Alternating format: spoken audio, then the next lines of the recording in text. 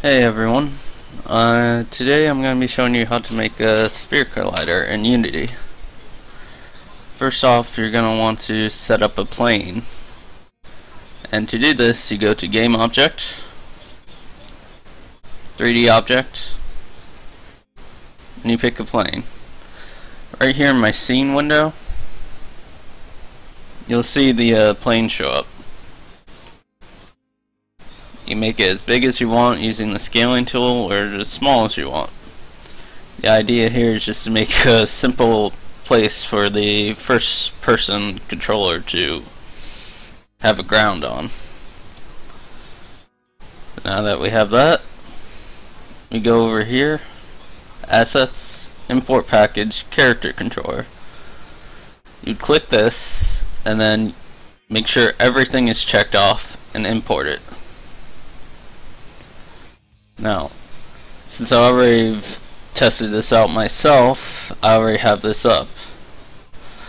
So you go to Standard Assets,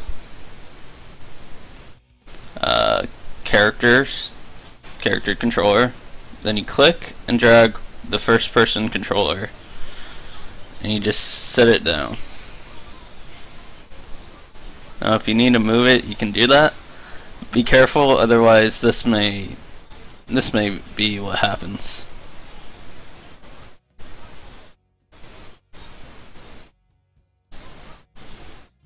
Yeah.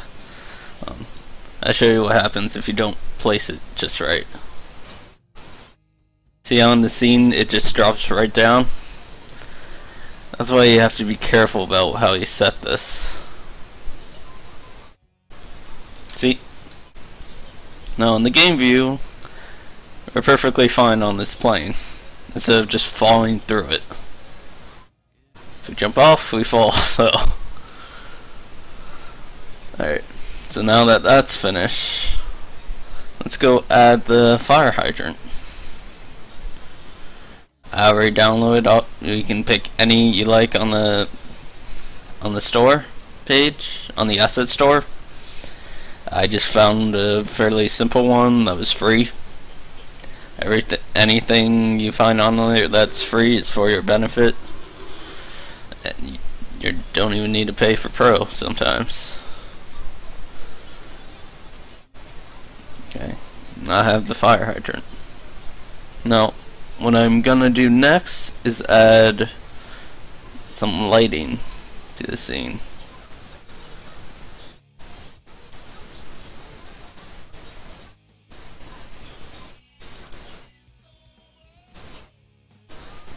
Make the light a bit larger. Okay. Now we want to place it over the fire hydrant. Now the reason I'm doing this is because it kind of gives that illusion of importance to the fire hydrant. So whoever would be playing this would know, oh, there's something up with this fire hydrant. I'm also going to move this back. Okay. Now that we have this all set up, let's add the game object. You're going to go to Create Empty. Alright. If sometimes the sphere collider doesn't show up, so simply just go to Add Component, Physics, Sphere Collider. And you set the radius to, let's say, 3. And we also want to set this onto the fire hydrant, so we grab the game object and place it right on the hydrant. And we go to this little gear right here and hit reset. It places it and it centers it right on the fire hydrant. Perfect, right? Now, what we're going to do here now is add some of the water effects. You would also go to the to get the water effect. You simply go to Assets, Import Packages, package, then pick particles.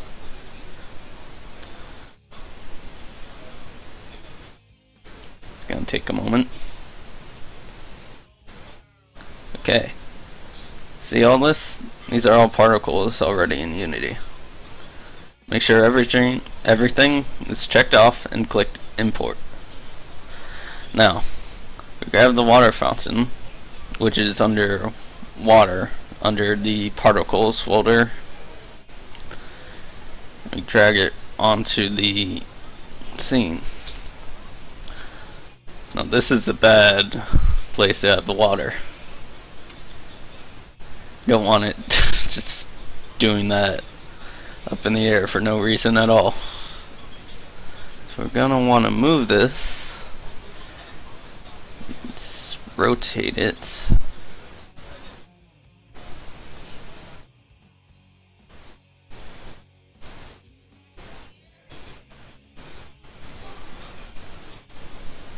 Okay.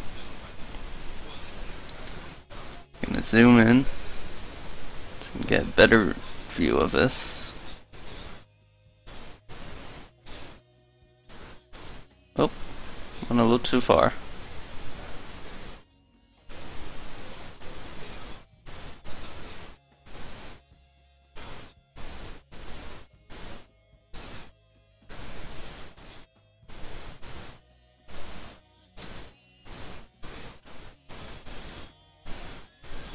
Okay, just set it right on the side of the fire hydrant. I'm going to scale this again because it's a little off.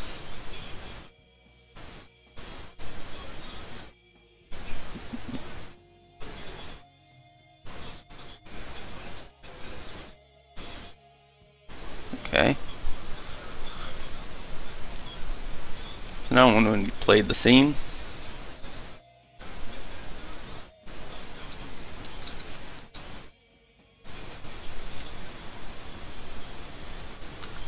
have the water shooting out from the hydrant. But as you'll notice, I can't get close to the hydrant. There's an invisible wall blocking it. So we go back. We put the water fountain under game object. Forgot to tell you to do that first. Then under Sphere Collider we pick its trigger.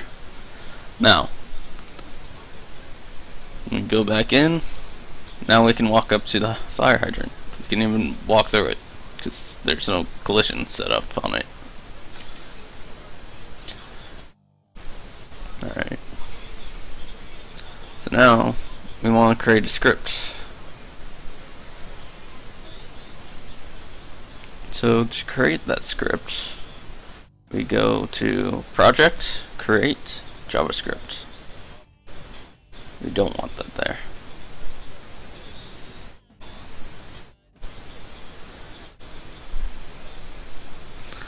Now it's going to open up Mono Develop, which is how you create the scripts in Unity.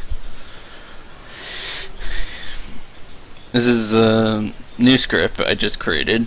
It will start you off like this. But the one I had created before, which is this one, is what you want to set up for the Sphere Collider to create the trigger. So right over here we have function start water dot set active false. What this is going to do is when you hit play on the game, it shouldn't have the water particles showing up. They should be gone completely. Now, on function on trigger enter, basically when the player enters the sphere, the area where basically the sphere and the area around the hydrant, it's gonna know that the player is inside of it. So what we have for that is when the player is inside that sphere, that invisible sphere we have, it's gonna make the water particles appear because we set the active to true now. So now on function on trigger exit, the spear is going to sense when the player leaves, and that's going to turn off the water.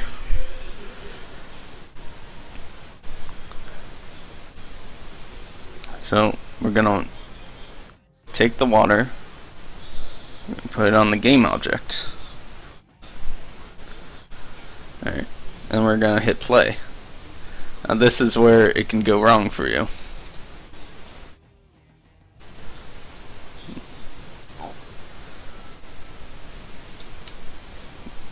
One second.